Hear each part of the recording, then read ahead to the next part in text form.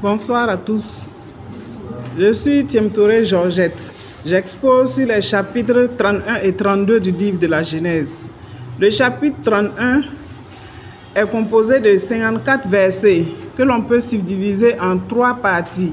La première partie va du verset 1 au verset 21, intitulée « La fuite de Jacob de chez Laban, son beau-père ». Dans cette partie, Jacob, après avoir servi Laban de toutes ses forces pendant plusieurs années, vit à la mine de celui-ci qu'il n'était plus avec lui comme auparavant. Ayant aussi vu que les fils de Jacob l'accusaient d'avoir pris tout ce qui appartenait à leur père, prit ses femmes, Rachel et Léa, ses enfants et tout ce qu'il avait, et s'en alla où Dieu lui avait choisi. La deuxième partie va du verset 22 au verset 42. Laban poursuit Jacob. Laban, ayant appris que Jacob s'était enfui, le poursuivit et l'atteignit au mont Galad. Dieu visita Laban dans une vision nocturne et lui dit « Garde de dire à Jacob quoi que ce soit. » Laban rejoignit Jacob et lui dit « Pourquoi ne m'as-tu pas dit que tu partais, pour que je te reconduise dans l'allégresse et les chants? Tu ne m'as pas laissé embrasser mes filles. » La troisième partie va du verset 43 au verset 54. Le traité entre Jacob et Laban. Du fait de la parenté qui existe entre eux, Laban demanda à Jacob de conclure un traité entre eux. Jacob accepta ce traité et Laban repartit chez lui sur cet accord. L'unité de thème qui se dégage de ce chapitre est l'honnêteté de Jacob envers Laban. Les versets qui ont retenu notre attention sont le verset 9 et le verset 12. Le lien avec l'Ancien Testament, Osée 3, verset 4. Exode 32, verset 12. Le message que nous pouvons tirer de ce chapitre est qu'aujourd'hui, dans nos services, nos maisons avec nos domestiques, nous agissons comme Laban qui a changé 10 fois le salaire de Jacob juste pour qu'il ne profite pas des fruits de son labeur. Que Dieu nous aide à estimer notre entourage à sa juste valeur. Amen. Le chapitre 32 est composé de 33 versets, subdivisés en 2 parties. La première partie va du verset 1 au verset 22, intitulée « Jacob prépare sa rencontre avec Ésaü, son frère ». Après le départ de Laban, Jacob poursuivit son chemin à la rencontre de son frère. Il lui envoya d'abord des messagers. Ceux-ci revinrent lui dire que Ésaü lui-même arrive à sa rencontre avec 400 hommes. Mais Jacob, se souvenant de ses offenses envers son frère, prit peur. Il demanda à Dieu de le sauver de la main de son frère.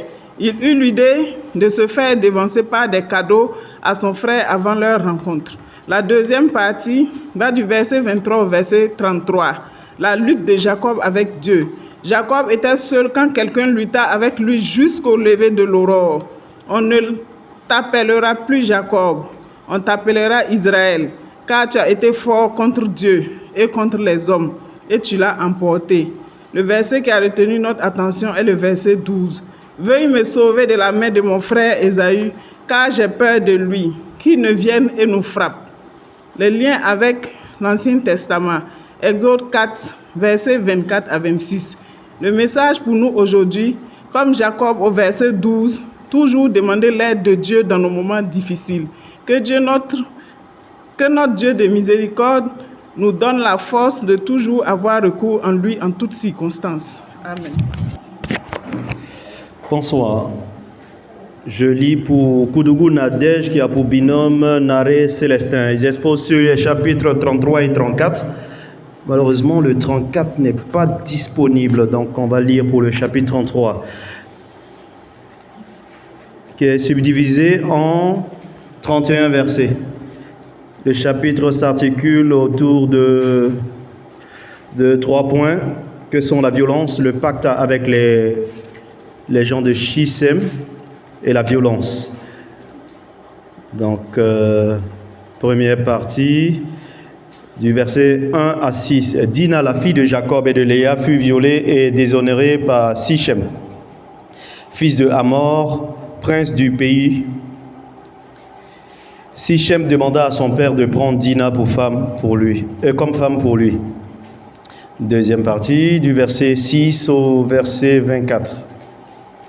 Les fils de Jacob signent un pacte de consentement avec les Sichémites et leur demandent la circoncision de leurs fils avant de se rallier à eux. Troisième partie du verset 25 au verset 31. Les fils de Jacob et les frères de Dina se vengent auprès des Sichémites en tuant les fils du pays et pillèrent tout ce qu'ils avaient dans leur maison comme dans les champs à cause du déshonneur de leur sœur et en même temps l'anéantissement de leur père Jacob. Alors frères et sœurs, n'avons-nous pas souvent ces comportements envers les uns les autres? Merci. Bonsoir. Moi, c'est Kemde Charlotte. J'expose sur le chapitre 35 et 36 du livre de la Genèse.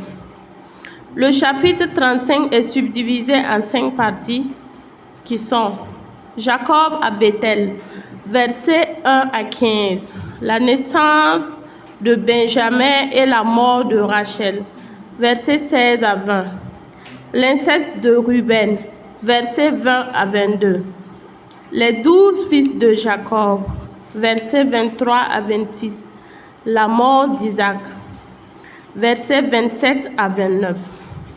Et le chapitre 26 est subdivisé en 7 parties, qui sont les femmes et les enfants d'Ésaü à Cana, versets 1 à 5, la migration d'Ésaü, versets 6 à 8, la descendance d'Ésaü à Séhir, versets 9 à 14, les chefs d'Édom, versets 15 à 19, la descendance de Séhir, le Horite, versets 20 à 30, les rois d'Édom, versets 31 à 39, encore les rois d'Édom, versets 40 à 43. Comme unité de thème qui se dégage, on a la persévérance dans la foi, lien avec les autres passages de l'Ancien Testament. On a Nombre 20, versets 14 à 21. Dieu parle à Jacob. Monte à Bethel et fixe-toi là-bas. Tu feras un autel à ton Dieu qui t'est apparu lorsque tu fuyais la présence de ton frère Ésaü. Jacob obéit et partit avec sa famille et tous ceux qui étaient avec lui.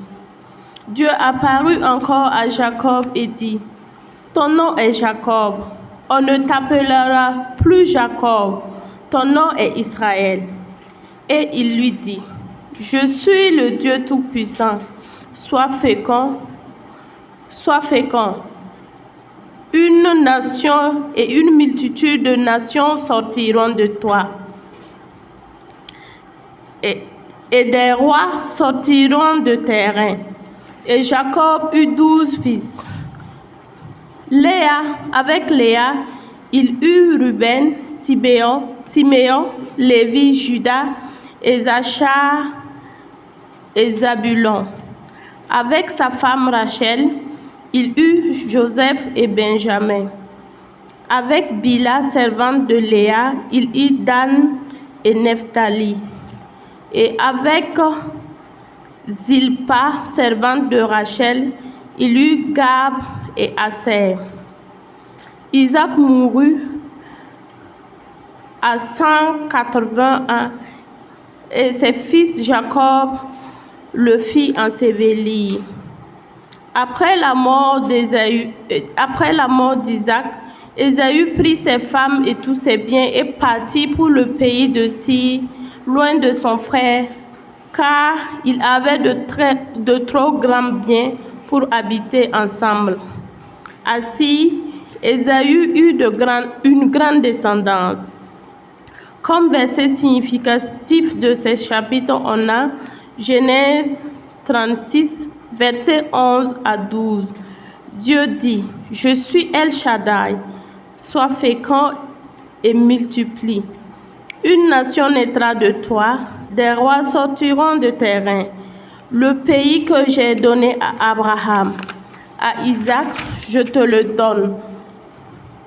Et à ta prospérité après toi, je donnerai ce pays.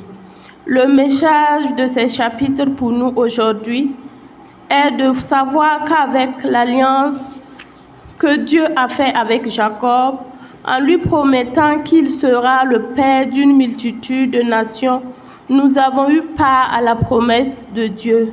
Car aujourd'hui, nous sommes tous les enfants de Jacob par cette alliance qui s'est accomplie par Jésus-Christ.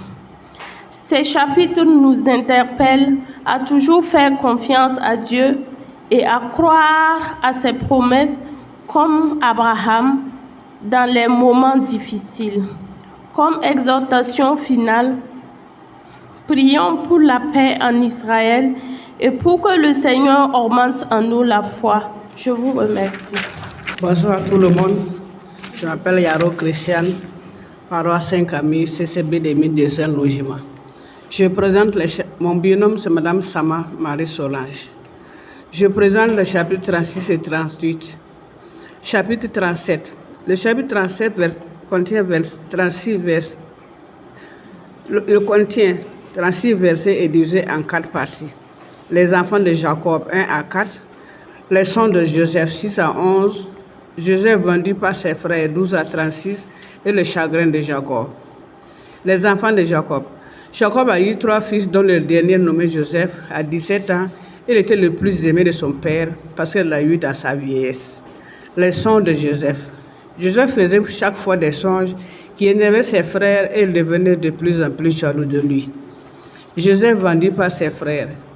Les frères de Joseph étaient allés à Sichem pour faire paître le troupeau. Jacob envoya Joseph pour s'enquérir de leur santé et sentit qu'ils le vendirent à des marchands. Le chagrin de Jacob. Pour expliquer la sang de Joseph, ses frères montrèrent à leur père sa tunique trempée de sang. Alors, Jacob porta longtemps le deuil de son fils. L'unité de thème, c'est la jalousie. Et le verset qui a retenu mon attention, c'est le verset 34. Il porte longtemps le deuil de son fils. Lien avec l'Ancien Testament, Actes 7, 5, 45, 8 et Genèse 4, 3 à 20. Lien avec le Nouveau Testament, Jean 7 à 5. Message que nous pouvons tirer, ne soyons pas jaloux les uns des autres. Exhortation, ne faisons pas de mal à notre prochain parce que nous ne connaissons pas ce que l'avenir lui réserve. Le chapitre 38, il contient 30 versets et divisé en 3 parties. La famille de Juda, 1 à 11, la mort de la femme de Juda, verset 12, la tromperie de Tamar, verset 12 à 30. La famille de Juda. Quand Juda quittait ses frères, il prit pour femme Shua. Il eut beaucoup d'enfants, dont le premier-né s'appelle Er. Il prit pour son premier fils une femme nommée Tamar. Comme il était méchant aux yeux de Dieu, Dieu le fit mourir. L'Éternel tua aussi le second fils parce que lui aussi ne voulait pas faire des enfants pour la prospérité de son frère aîné. Et Tamar se retrouva 2 fois veuve. La mort de la femme de Juda. La femme de Juda mourut et il décida de monter à Tima pour tondre ses brebis. La tromperie de Tamar. Tamar est constatée qu'on ne l'a pas donné à Sheila, son beau-frère, pour femme. Elle décide de tromper son beau-père. Elle se couvrit d'un voile et s'enveloppa.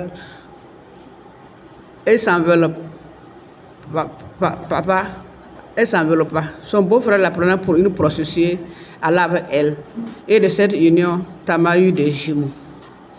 L'unité de thème, la mort qui s'est abattue sur la famille de Juda. Verset qui a retenu mon attention, le verset 26. Elle est moins coupable que moi, puisque je ne l'ai pas donné à Shema, mon fils. Lien avec l'Ancien Testament, Deutéronome 25, 5. Et lien avec le Nouveau Testament, Matthieu 22, 24 et Luc 3, 33. Message que nous pouvons tirer.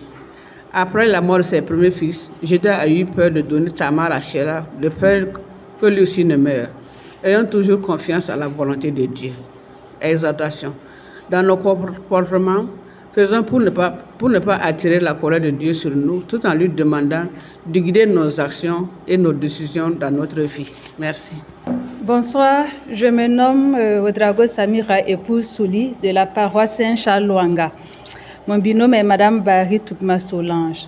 Nous sommes chargés de vous présenter les chapitres 39 et 40 du livre de la Genèse. Pour ce qui est du chapitre 39, le chapitre contient 23 versets subdivisés en 3 parties que nous avons titrées ainsi. La partie 1, Joseph chez l'Égyptien Potiphar, qui nous relate l'histoire de Joseph en Égypte à ses débuts et comment Yahvé était avec lui et tout lui réussissait, du verset 1 au verset 6. La partie 2, Joseph et la femme de son maître. Cette partie nous relate comment la femme de son maître jeta son dévolu sur Joseph et l'accusa afin qu'il soit enfermé car il refusa les avances de cette dernière, du verset 7 au 20. La partie 3, Joseph en prison. Cette partie nous fait comprendre que Dieu assiste Joseph en lui permettant de mettre en pratique ses talents d'organisateur et de commandement, ce qui lui a valu de trouver grâce aux yeux du geôlier. Verset 21 au verset 23. Pour ce qui est de l'unité du thème qui se dégage de l'ensemble des parties, nous avons retenu la fidélité de Dieu envers tous au moment des épreuves que nous traversons. Pour ce qui est des liens avec les différents passages bibliques, nous n'avons pas trouvé de lien pour le Nouveau Testament comme l'Ancien Testament. Pour ce qui est de l'actualité, nous pensons que le chapitre 39 nous amène à comprendre que lorsque nous sommes dans les épreuves, même quand nous sommes dans les épreuves de la vie, notre droiture et notre refus de compromis vaudront la bienveillance de Dieu à notre égard. Et celle-ci sera pour nous une source de persévérance et de victoire dans les difficultés que nous pourrions traverser. Quant à l'interpellation, nous pensons que le chapitre nous amène à faire confiance en Dieu lorsque nous traversons des situations et tout en restant droit et en menant en pratique le don de la sagesse qu'il a mis en nous. Pour l'exhortation finale, nous pensons que le chapitre nous amène à ne pas céder à la facilité et à certains compromis pour échapper aux épreuves que nous devons traverser dans la vie. Notre regard et notre confiance doivent être toujours fixé sur le Seigneur qui saura créer les circonstances pour faire éclater sa gloire dans les épreuves. Rien ne lui est impossible. C'est ce que nous devons toujours garder en tête. Pour ce qui est du chapitre 40, le chapitre 40 contient 23 versets également. Mais le chapitre 40 n'a qu'une seule partie. Donc le verset 20 et les 23 versets de ce chapitre forment une partie que nous pouvons titrer « Joseph interprète les songes des officiers de Pharaon ». Cette partie nous relate les circonstances et comment Joseph a interprété les rêves des 2 officiers de Pharaon et qui se sont réalisés par la suite. Comme unité, nous pensons que les songes ont une place importante dans la tradition égyptienne. Cependant, leur interprétation vient de Dieu. Comme verset significatif, nous avons gardé le verset 8, notamment la partie qui dit « c'est Dieu qui donne l'interprétation ». Pour ce qui est des liens également avec les différents passages bibliques, nous n'avons pas trouvé de lien. Quant à l'actualité de ce chapitre, nous pensons que le chapitre 40 nous amène à comprendre que les songes ont une importance dans notre vie et pourraient être un moyen par lequel le Seigneur veut nous communiquer quelque chose. Comme interpellation, à travers ce chapitre, nous pensons qu'il faut faire attention aux songes que nous faisons et notamment aux interprétations qui doivent uniquement venir de Dieu. Et comme exhortation finale, nous sommes exhortés à rester sensibles aux songes que nous faisons et surtout à faire attention à qui nous racontons nos songes pour interprétation. L'interprétation des songes vient de Dieu et il le révèle à qui il veut. Merci. Bonsoir, Zongo Ismaël, je présente l'exposé sur les chapitres 41 et 42 de Terra Myriam et Salambanga ne Cabré Claudine. Donc, ces 2 chapitres se composent respectivement de 57 versets et de 38 versets et qui traitent de l'élévation spectaculaire d'un homme, Joseph. Ils peuvent être répartis en 2 thèmes. L'élévation au chapitre 41 et la conservation de la vertu dans l'élévation au chapitre 42. En effet, dans le premier chapitre, il est question d'un homme qui, vendu par ses frères en esclavage, a été fait prisonnier pour avoir été loyal vis-à-vis de son maître. Concours de circonstances, il fait la rencontre de dignitaires en prison et malgré sa situation, il est porté à rendre service à autrui. C'est ainsi qu'il interprète des rêves selon le don qu'il a reçu de Dieu. Cette attitude lui vaudra l'honneur par la suite d'interpréter un rêve pour la plus haute autorité, Pharaon, qui, satisfait, le fera quitter de sa condition d'esclave à celle de gouverneur. Le verset significatif est le verset 16. Joseph répondit à Pharaon en disant « Ce n'est pas moi, c'est Dieu qui donnera une réponse favorable à Pharaon. » C'est la même attitude que Joseph avait eue au chapitre 4, verset 8, lorsqu'il avait dit « N'est-ce pas à Dieu qu'appartiennent les explications ?» Cette partie nous invite à faire confiance au plan de Dieu, qui a logique au-delà de la nôtre. Il choisit parmi ceux que les hommes rejettent. David, il élève ceux qu'on rabaisse. Joseph, il se sert des larmes pour susciter des rires. Sarah. Ne doutons point que de nos périodes ténébreuses, Dieu peut faire jaillir sa lumière. Mais comme Joseph, reconnaissons-lui sa gloire et ses honneurs. Fuyons l'orgueil et la vantardise. Dans le second chapitre, la conservation de la vertu dans l'élévation. On est séduit par le personnage de Joseph qui est resté fidèle à son cœur, malgré le changement de statut. En effet, se retrouvant face à ses frères qu'il avait vendus et disposant de la largesse de se venger, il renonce à leur faire du mal. Mieux, il leur fait du bien et les confond dans leur méchanceté. Aussi, au verset 28, un de ses frères dit aux autres « Mon argent a été rendu et le voici dans mon sac. » Alors leur cœur fut en défaillance et ils se dirent l'un à l'autre en tremblant « Qu'est-ce que Dieu nous a fait ?» Joseph a eu la sagesse et la bonté de cœur de renoncer à la vengeance.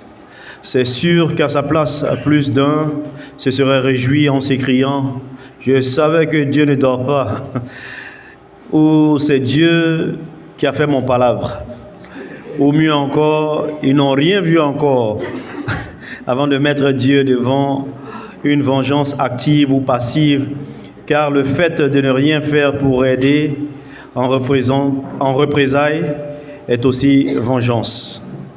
Prions Dieu afin que ni la souffrance, ni les frustrations, les succès attendus ou inattendus ne puissent rien retirer, sinon ajouter à la bonté de notre cœur. Que Dieu ouvre les yeux de notre cœur à sa lumière, afin que nous soyons aveugles face aux maux de notre monde, à nos épreuves, et que nous témoignions de son amour, de sa grandeur, en croyant sans défaillir à sa fidélité. Amen. Zongo Ismaël, j'expose pour Marc Ebier et de son binôme Madame Zongo Ouedraogo Nicole. Ils exposent sur les chapitres 43 et 44 du livre de la Genèse. Pour le chapitre 43, il comprend 64 versets. Pour le chapitre 44, c'est 34 versets. Les deux chapitres peuvent être subdivisés comme suit. Pour le chapitre 43, c'est 4 parties. La pression de la famine sur Jacob, du verset 1 au verset 2. Deuxième partie, la pression de Judas sur Jacob, du verset 3 jusqu'au verset 10. Troisième partie, le dernier plan de Jacob, du verset 11 jusqu'au verset 14. Quatrième partie, l'accueil mystérieux de Joseph, du verset 15 au verset 34. La famine continuait à peser sur le pays. Israël, c'est-à-dire Jacob, le père, doit laisser partir le jeune homme Benjamin avec ses frères s'ils veulent vivre et non mourir de faim. Et pour cela, Judas se porte garant auprès du père. Israël accepte avec comme plan se présenter devant l'Égyptien avec les meilleures intentions possibles, avec Benjamin et la grâce de Dieu.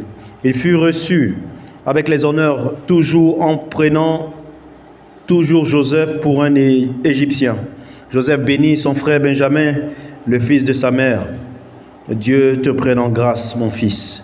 Ils burent et s'enivrèrent avec lui. Nous avons noté comme significatif le verset 14, que le Tout-Puissant vous donne de susciter la compassion de cet homme, que celui-ci vous laisse ramener votre autre frère et aussi Benjamin. Nous n'avons trouvé aucun lien avec l'Ancien Testament et le Nouveau Testament pour ce chapitre.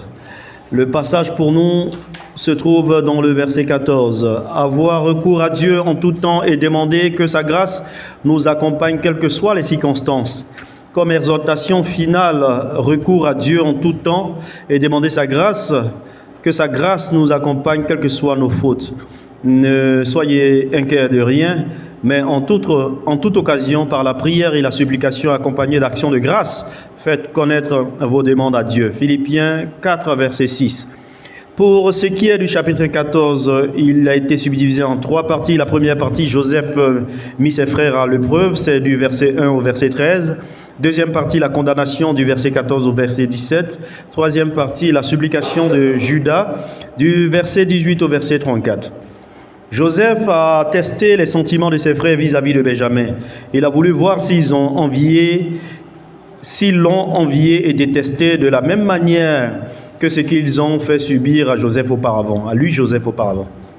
Et s'ils avaient les mêmes intentions de mensonge vis-à-vis de leur père Jacob. Dans sa supplication et surtout pour respecter la promesse faite à son père Jacob, Judas révèle à Joseph ce qui a été dit au père à propos de sa disparition. Verset 28.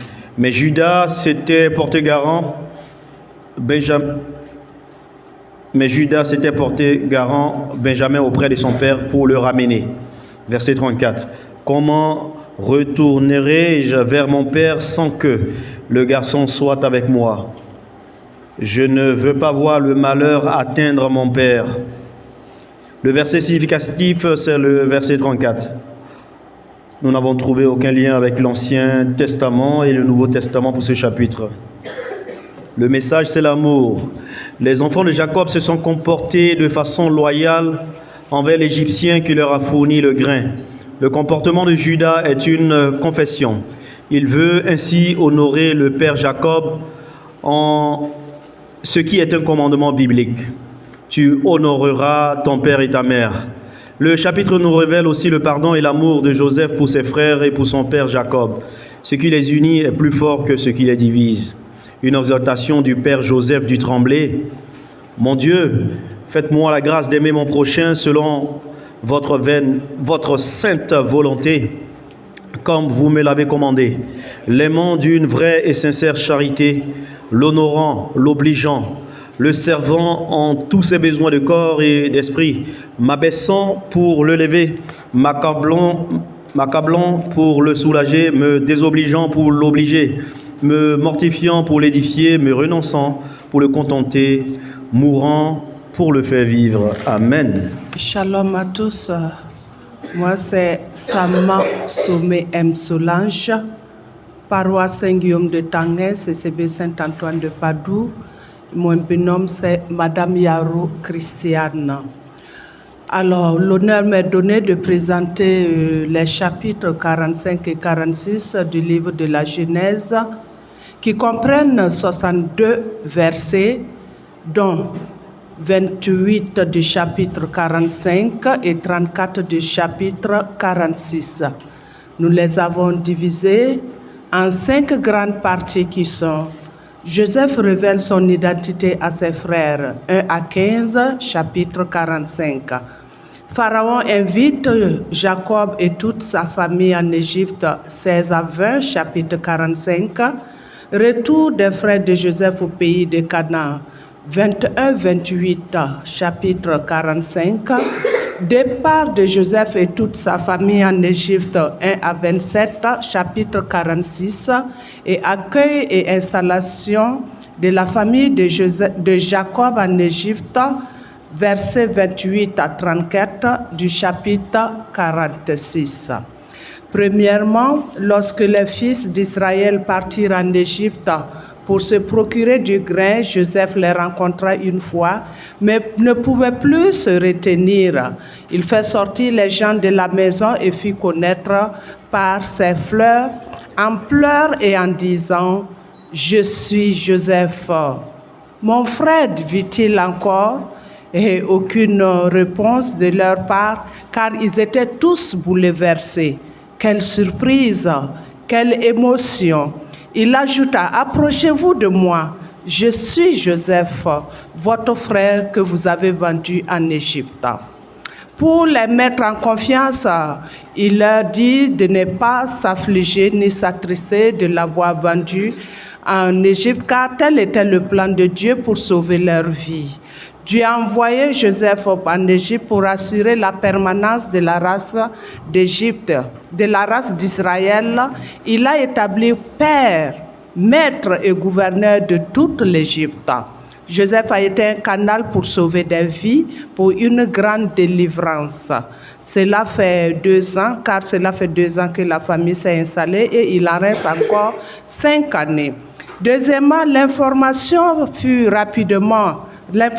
parvient rapidement au palais de Pharaon, qui n'a trouvé aucun nécessaire d'inviter le père de Joseph et toute sa famille de venir s'installer en Égypte, puis les promet les meilleures terres d'Égypte. Troisièmement, sur ordre de Pharaon, Joseph leur procura des chariots, des provisions et les couvrit de présents à chacun de ses frères. Arrivés à Canaan, chez leur père, les enfants d'Israël annoncent la bonne nouvelle à leur père. Ils leur disent, Joseph est vivant. C'est lui le gouverneur de tout l'Égypte. Mais lui reste incrédule comme Thomas. Jean 19, 9. Mais quand les fils ont répété plusieurs fois les paroles de Joseph avec précision, et lorsqu'il a vu les chariots envoyés pour son retour, il crut. Heureux ceux qui n'ont pas vu et qui ont cru. Jean 20, 29. Quatrièmement, Israël partit pour l'Égypte. Il amena toute sa famille, toutes les personnes ainsi que ses biens. Arrivé à Barsabée, il offrit des sacrifices au Dieu de son père et Dieu lui parla dans une vision. Il lui dit, je suis le Dieu de ton père, je n'ai pas peur de descendre en Égypte, car là-bas je ferai de toi une grande nation. C'est comme lorsque Dieu a parlé à Abraham de quitter son pays et qu'il fera de lui une grande nation. Genèse 12, 1 à 2. Cinquièmement, Joseph monte à la rencontre de Jacob avec toute sa descendance à Goshen.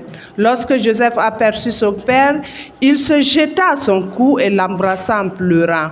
Puis il informa Pharaon qu'il les reçoit et les autorise à s'installer sur les terres de Goshen parce qu'ils sont tous des bergers. Mais les Égyptiens détestent les bergers. L'unité de texte, accomplissement du plan de Dieu dans nos vies. Verset significatif, Genèse 45, verset 7. Lié avec ce chapitre, l'Ancien Testament, Isaïe 22, 21, Esther 3, 13, Nouveau Testament, Acte 7, 14. Le message, c'est que notre Dieu est un Dieu fidèle à ses promesses. Il a un plan pour nous tous. Il garde toujours son alliance et sa fidélité envers ses serviteurs qui marchent dans sa présence. Restons fidèles à Dieu comme Joseph l'a fait. Et comme Joseph l'a fait, il a traversé beaucoup d'épreuves, mais n'a pas abandonné son Dieu. Que le plan que Dieu a tracé dans nos vies s'accomplisse pour la gloire de son saint et merveilleux nom. Qui expose sur le chapitre 47 et 48. Pour le chapitre 47, c'est 31 versets qu'il a subdivisé en 4 parties. Première partie, Joseph reçoit et installe sa famille. Joseph informe Pharaon de l'arrivée de sa famille, dont il en présente 5 de ses frères à Pharaon. Ce dernier leur offre l'hospitalité en autorisant Joseph d'installer sa famille à Goshen. Deuxième partie, Jacob devant le Pharaon. Dans ce passage, Joseph présente son père à Pharaon. Jacob bénit le souverain avant d'aller s'installer à Goshen. Troisième partie, Joseph vole au secours des Égyptiens et les assujettit à vie à Pharaon. En échange de la nourriture, Joseph récupère tour à tour au profit de Pharaon l'argent, le bétail, les terres, la liberté présente et future des Égyptiens. Ainsi fut instauré par décret, encore valable au fil des pharaons, le droit de Pharaon sur toutes les terres et le 5e des récoltes en Égypte. La vieillesse de Jacob et son désir d'être enterré à Canaan. Après 17 années passées à Goshen et sentant sa fin proche, Jacob, qui souhaitait être enterré auprès de ses pères, fit venir Joseph et lui fit jurer de ne pas l'enterrer en Égypte. Unité de thème, Joseph au secours de sa famille. Les versets significatifs, verset 11. Joseph installa donc son père et ses frères et leur donna une propriété au pays d'Égypte. Lien avec d'autres passages de la Bible. Exode 1, verset 8 et Hébreux 11, verset 13. Le message du chapitre pour nous aujourd'hui, la famille reste et demeure le premier endroit pour cultiver l'amour. Que Dieu nous y aide.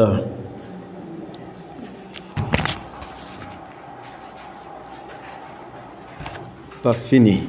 Concernant le chapitre 48, il est subdivisé en 22 versets. Et il est composé de 22 versets qu'il a subdivisés en deux parties. Première partie, Joseph visite son père mourant, Genèse 48, versets 1 à 7. Ayant appris que son père était malade, Joseph se rend à son chevet. Là, Jacob demande à bénir Éphraïm et Manassé, les deux fils de Joseph nés avant l'arrivée de Jacob. Jacob bénit, la deuxième partie, Jacob bénit les fils de Joseph, du verset 8 au verset 22. Jacob bénit Joseph et ses enfants. Toutefois, il choisit de bénir le fils cadet de la main droite au détriment de Manassé, l'aîné, et contre le gré de Joseph. L'unité des thèmes, c'est Joseph au chevet de son père. Les versets significatifs, c'est le verset 20. Il est béni ce jour-là en disant « Par toi, Israël prononcera cette bénédiction. Que Dieu te rende comme Éphraïm et comme Manassé. » Ainsi, il plaça Éphraïm avant Manassé. Les liens avec d'autres passages de la Bible, c'est Nombre 24, verset 4. « Celui qui entend les paroles de Dieu, qui voit la vision du Tout-Puissant, qui tombe et qui a les yeux ouverts, dit que tes tentes sont belles, ô Jacob, et tes demeures, ô Israël. » Le message pour nous aujourd'hui, faire preuve de compassion envers les parents et les vieilles personnes, c'est s'attirer la grâce de Dieu. Que Dieu nous y aide. Amen. Je suis Ouare Hélène, épouse Saré de la paroisse Sainte-Faustine de Saptoana, CCV Sainte-Trinité. Ma coéquipière est Madame Ouedraogo Diane, épouse Compaoré. Je présente le chapitre 49 du livre de la Genèse qui comporte 33 versets répartis en deux parties. On a les bénédictions de Jacob, versets 1 à 28, la mort et les funérailles de Jacob, versets 29 à 33. Dans la première partie, Jacob bénit chacun de ses fils avant sa mort. Il bénit d'abord la descendance de Léa, Ruben, Siméon et Lévi, Judas, Jabilon et Issachar. Puis la descendance des servantes, Bila et Zilpa, Dan, Gad, Aser et Nephtali. Enfin la descendance de Rachel, Joseph et Benjamin. Dans la deuxième partie, après avoir béni ses 12 fils qui seront les 12 tribus d'Israël, Jacob demande à être enterré dans le même tombeau que ses pères Abraham et Isaac, situé à Hébron dans le pays de Canaan. Puis Israël meurt. L'unité générale de thème qui se dégage, ce sont les bénédictions de Jacob avant sa mort.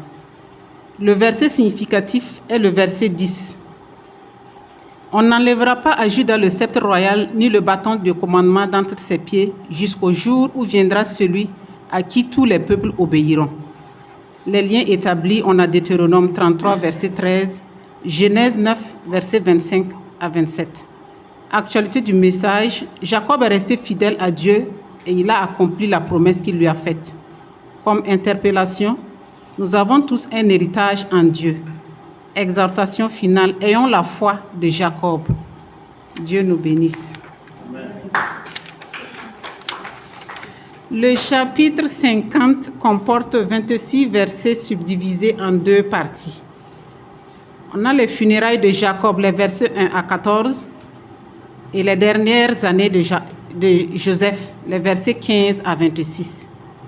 Dans la première partie, après la mort de Jacob, un deuil de 70 jours fut observé. Sur autorisation de Pharaon, Joseph et ses frères, accompagnés d'une forte délégation, transportèrent le corps de Jacob à Canaan, où il fut enterré auprès de ses pères, puis ils retournèrent en Égypte. Dans la deuxième partie, les frères de Joseph, après la mort de leur père, craignant que Joseph ne veuille se venger pour le mal qu'ils lui ont fait, vont lui demander pardon. Joseph va rassurer ses frères de son pardon, car c'était la volonté de Dieu qu'il les précède en Égypte. Unité générale de thème, les dernières années de Joseph après la mort de Jacob. Verset significatif, nous avons le verset 20. Vous avez cherché à me faire du mal, mais Dieu a changé ce mal en bien pour en arriver à ce que vous voyez aujourd'hui, donner la vie à une multitude. Lien établi, nous avons Actes 7, verset 16, Romains 12, 19, 1 Timothée 5, 15. Actualité du message, l'histoire de Joseph enseigne à la fois la justice et le pardon. Comme interpellation, la réconciliation exige que l'on ait d'abord reconnu le mal qu'on a fait. Autrement, le pardon signifierait l'impunité. Joseph pardonne et rétablit l'équilibre familial après que les aînés ont confessé leurs crimes. Pour exhortation finale, comme Joseph, sachons accepter les épreuves et pardonner à ceux qui nous ont causé du tort. Puisse Dieu nous y aider.